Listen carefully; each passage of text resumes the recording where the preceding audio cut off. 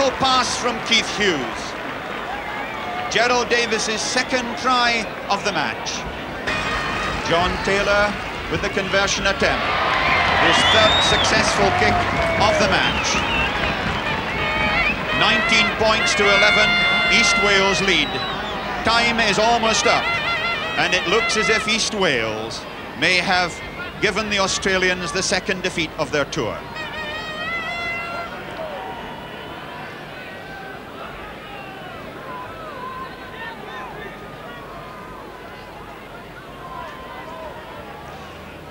Russell Fairfax restarts in injury time.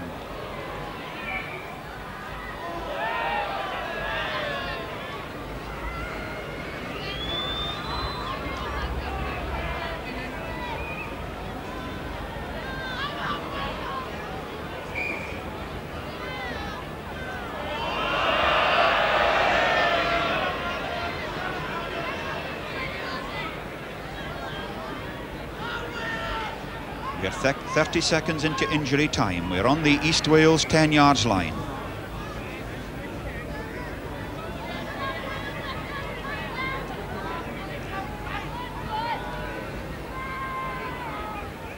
John Hipwell to Richardson, to Jeff Shaw.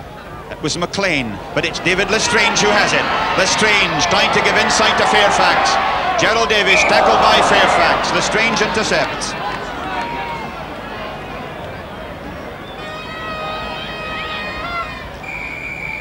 The referee's whistle goes for no side, and East Wales have done it again.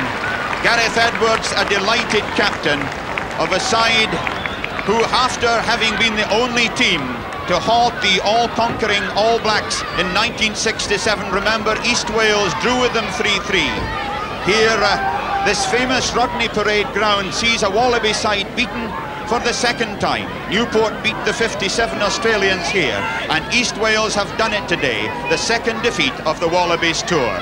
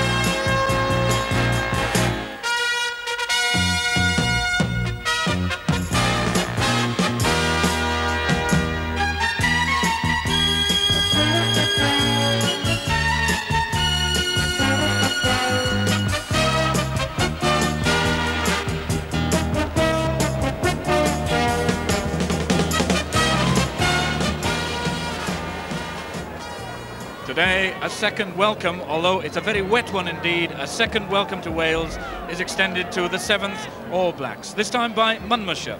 The scene is Ebbw Vale, where 3 years ago to the week, Gwent brought off a proud win against South Africa. So today, they're looking for a double that could be very impressive. For New Zealand, it's the time, not the place, that matters. 4 days before their game with Wales, and with that in mind, they've chosen a strong side with a test look about it. Kirkpatrick, his name on the right, he leads a pack that has 7 of the men who played against Llanelli, the newcomer being Stewart, the flanker. He bids for a first cap. Hayden has a chance at lock, and undoubtedly the pressure is upon Sutherland to win the number 8 spot. Going on the left is the wise head among the young backs, but Morris at fullback, he may be too short of match practice for his test place. A late change, by the way, on the New Zealand left wing. Duncan Hales is in for Scudder. Gwent are led by Dennis Hughes, as they were on that day against South Africa, and Williams, Geary and Bendel. They're the other Newbridge men in his 8. The halves Grindle and Turner on their own Ebbw Vale ground, and behind them backs with exciting possibilities, including Duggan of Bedwas at centre, the only non-first-class clubman in the 15. New Zealand's captain on the right, Ian Kirkpatrick, perhaps the man above all on the field who knows how vital this game is for the All Blacks. On the right, today's referee, Mr. Patterson, and in the background, the black strip of New Zealand on Monmouthshire soil for the first time in this tour. Gwent going from left to right before your very eyes, wearing a sort of almost Cambridge blue, a cross between Cambridge blue and RAF blue. The kick into touch on the full, and a penalty against Gwent. And Mr. Patterson calling howls up the Ebbw prop for words in his ears. Mr. Patterson has a reputation for being a very strict referee, and I don't think either of these sides is going to get away with the kind of fisticuffs and fracas that we have seen in recent weeks. Morris with the ball. Morris out of the tour so much, and good to see him on the field this afternoon and clearly in form with that first shot of his. Inside the Gwent 25. 6 on the left for Gwent. In the blue is Cobner. Gwent wearing white shirts, obviously. 7 on the right for New Zealand is Stewart. 25 line on the right of Gwent. Going to Stevens. Browning is back to cover. Pugh is coming across to help. The Browning in possession. It's safe. Tony Browning of Newbridge, Gwent's right wing this afternoon. 15 yards from the Gwent line. Comes back off Hayden. Going, Stevens. Parkinson, they miss out. Say, this is Batty. 20 yards out from Gwent's line. Cobner coming away, number 6 from Pontypool. It's in touch.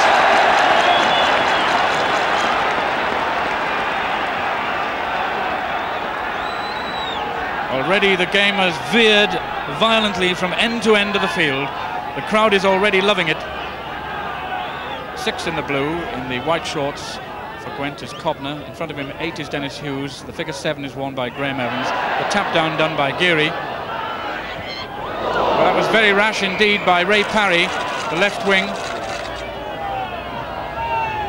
One was expected to see a fall, and what that despairing hack did was to bring the other members of the Gwent side offside, and it's a penalty to New Zealand.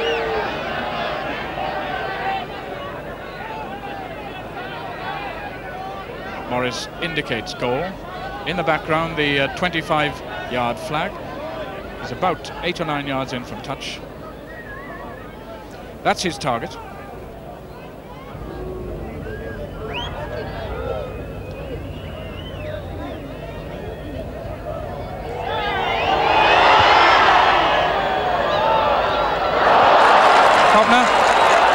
And it's a try. It's a try. Hayden is the scorer. Bad luck for Gwent. Cobner couldn't quite gather the rebound from Morris's shot, and full marks to Andy Hayden, the big lock who weighs all of 17 stone, that he was on the scene quickly enough to snap up the try. New Zealand 4, Gwent 0. Morris, whose penalty hit the post, but whose conversion is over. And the All Blacks leading Gwent now by a goal to 0. The try by Hayden, the conversion by Trevor Morris. That's the scoreline. 8 minutes into this game.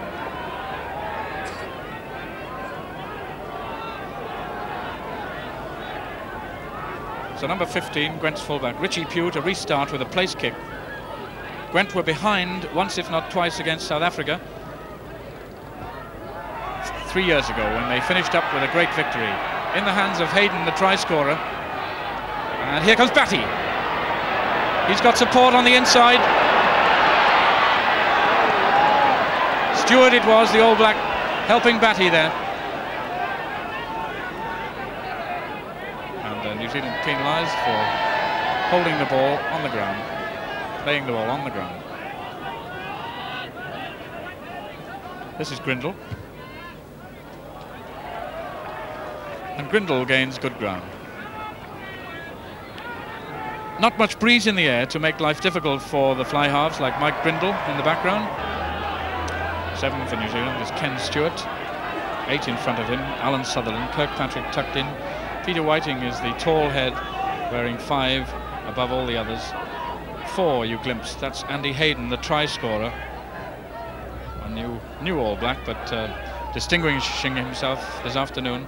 A try scorer, remember, Hayden. Going's kick, it's going to test Pugh. It's going to land 10 yards from Gwent's line. Pugh will have to play it out, he's crossed his own line. And what we shall see will be a scrum 5.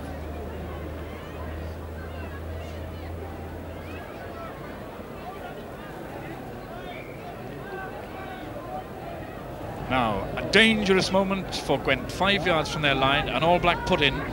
Going, taking a look out for Ian Stevens, his 5/8, out of your picture. That's Stevens. Parkinson on the burst, Turner waiting for him. So was Cobner. Cobner feeds to Turner. This is Hales, number 11.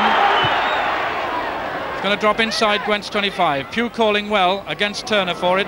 7 quickly on the scene is Stewart to help Hales for New Zealand. And the ball is about 5 yards inside Gwent's 25. It seems to me that New Zealand's rucking is much more clean this afternoon than we saw at Llanelli, for example. In spite of that little exchange between Howells and Hales, New Zealand's rucking clean and acceptable to the British public.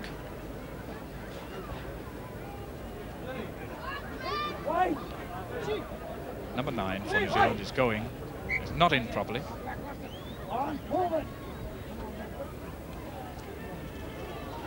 "15 yards or so out from the Gwent line. Stevens, Sayers, Parkinson, Morris. Good handling by the New Zealanders.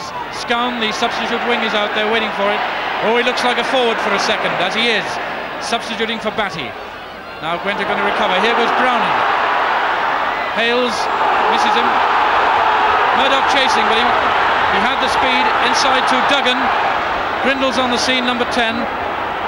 And so is Geary. This is Pugh for Gwent. Playing for safety and hitting a good line kick into New Zealand's half from inside his own 25.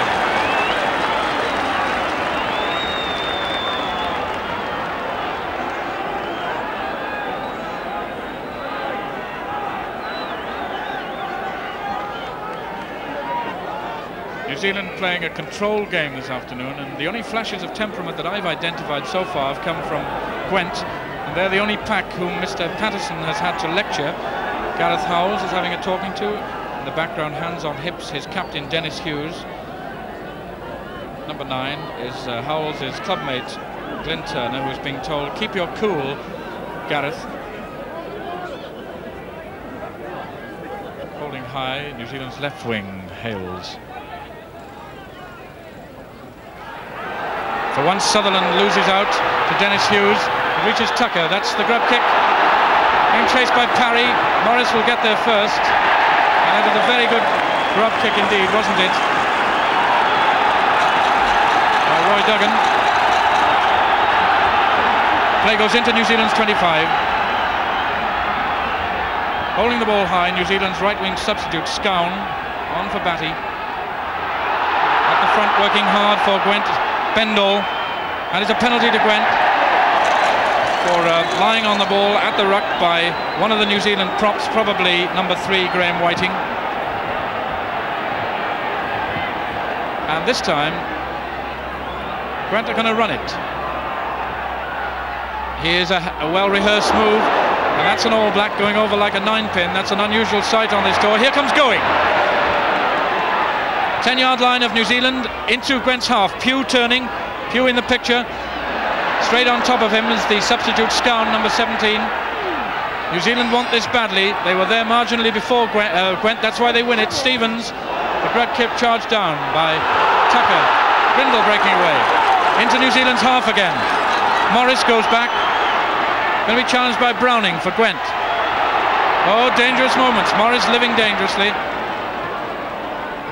That's in touch. Possibly a little indecision demonstrated by Morris, indicating his shortness of match practice. we move into injury time here at the heads of the valleys.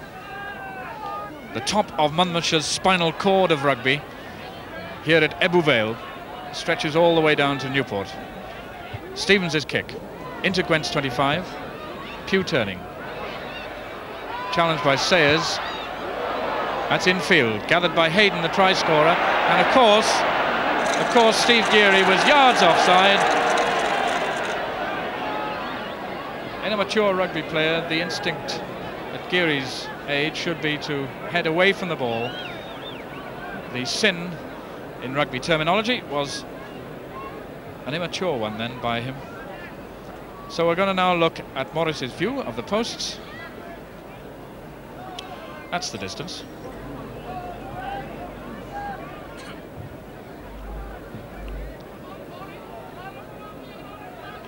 Trevor Morris, the teaching fraternity in Wales, will be interested to know that that is Morris's profession. His third penalty shot at goal.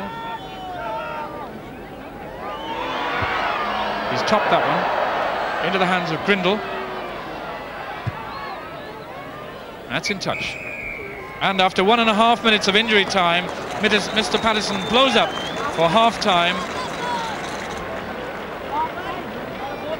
That's how we reach half-time. The All Blacks deservedly in the lead over Gwent, whom they have not allowed to settle down, by a try scored by Andy Hayden, the lock, converted by fullback Trevor Morris to no score from Gwent. The All Blacks then now go from left to right, and it'll be Trevor Morris, their fullback, who'll restart the match under the eye of Mr. Patterson, the referee from the North Midlands. Morris's kick straight in touch, and Gwent under Dennis Hughes are choosing the scrum back at the centre spot. That's Morris, 15 for New Zealand.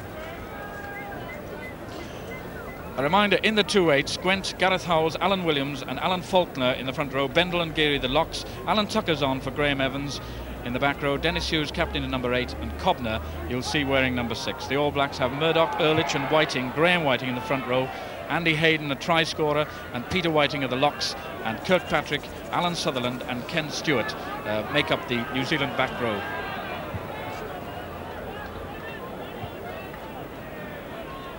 First penalty of this second half goes to Gwent, and Richie Pugh, number 15, the Gwent fullback, has indicated the posts. Now, if you wonder why the crowd gasps and buzzed, take a look at this. We're going to look at the long expanse of territory between Pugh and the All Black posts.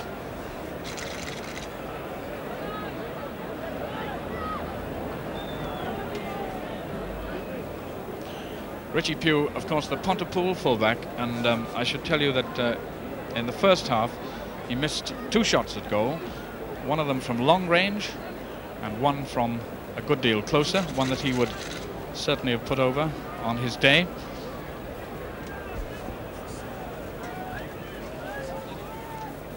Gwent's scoreline at this second, blank. Pugh with the kick. It won't be long enough, falling into the hands of Sid Going, New Zealand scrum half.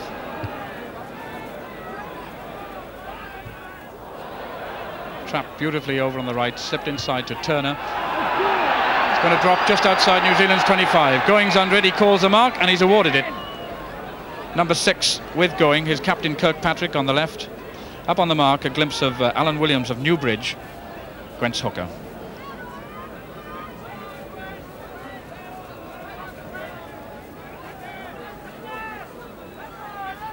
Going. Short, safe though. In the first half, Going has reminded Wales of the problems. He's going to set them at the Arms Park on Saturday. He's been quicksilver. He's been good. The line is on New Zealand's 10-yard line. Gwent using their hooker, Alan Williams, to throw in. Going, you see his fingertip work, an awkward ball to take. He did it beautifully. Pugh calling the mark. And hasn't been allowed. Is picked up by Parkinson, one of the New Zealand centres. Played it off the ground, one would have thought. Perhaps he hadn't been put down properly. Reaches Duncan Hales on the New Zealand left. And the winger had put a foot in touch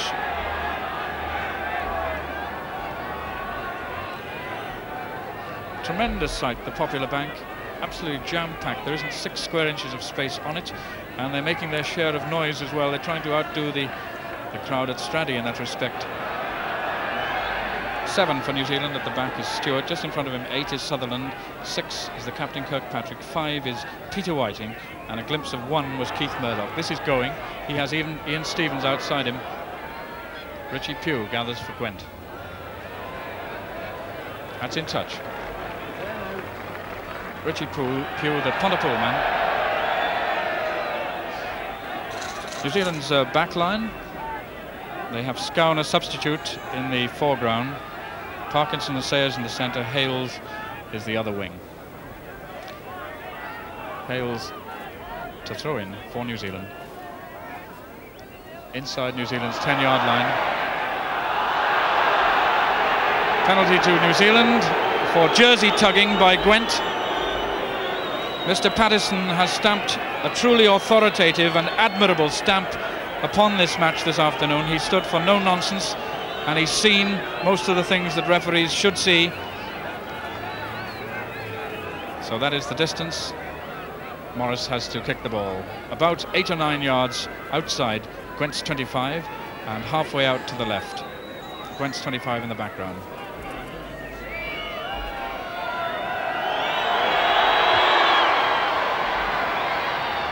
That's over. Trevor Morris, his first success with a penalty of the afternoon. He had a conversion under his belt already.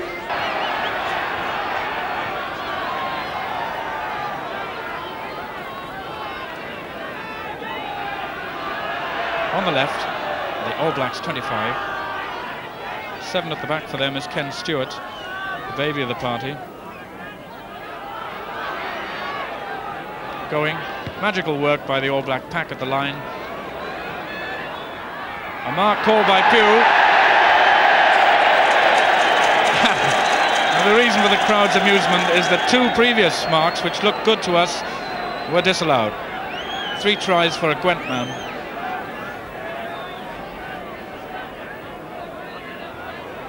Pugh retreats into his own half. Gwent are going to chase this. It'll land near New Zealand's 25. Ian Stevens, the 5/8, wearing 10. They let him get away. He's up to halfway. He's got Kirkpatrick in support. He's going himself inside to Ehrlich, the hooker. Ehrlich back to Peter Whiting, to Sutherland. Out it comes to Parkinson. Parkinson looking for Ehrlich again. Ehrlich is hungry for work, the hooker. All Gwent's posts in the background. Can New Zealand win the ruck ball? Gwent win it. Turner in possession.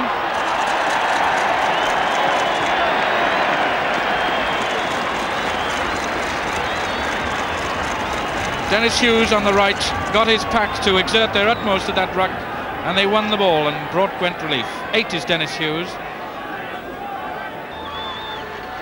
A well-attended covered stand behind Gwent's posts. New Zealand on their opponent's corner flag then. Kirkpatrick has come out of the line. Straight to Morris. Looking for the drop. That's a steep one that climbed the sky, and it's over. That was a beautifully struck drop goal by Trevor Morris under extreme pressure from one of the Gwent locks with either Bendel or Geary. He got the kick in, it climbed the sky, and it's worth 3 points to the All Blacks.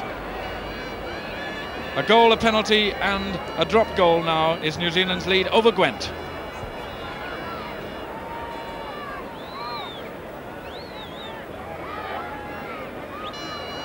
Pugh to restart. Murdoch in possession. The All Black prop from Otago, and beautiful service from the line. In Stevens. That's in touch on the full, so New Zealand gain no ground. In Stevens from Wellington. His form critical this afternoon in case Burgess, Bob Burgess, the New Zealanders' #1, is not fit in time for Saturday. On the left, a glimpse of the All Blacks 25 as Alan Williams holds high to give the locks a sight of the ball. It's to Dennis Hughes. He gets the tap in. Faulkner trying to fall. And what's referee Patterson's ruling? Obstruction by the All Blacks. And this is probably the best position that Pew has been offered during the afternoon. He's about 10 or 12 yards outside New Zealand's 25, which you see there.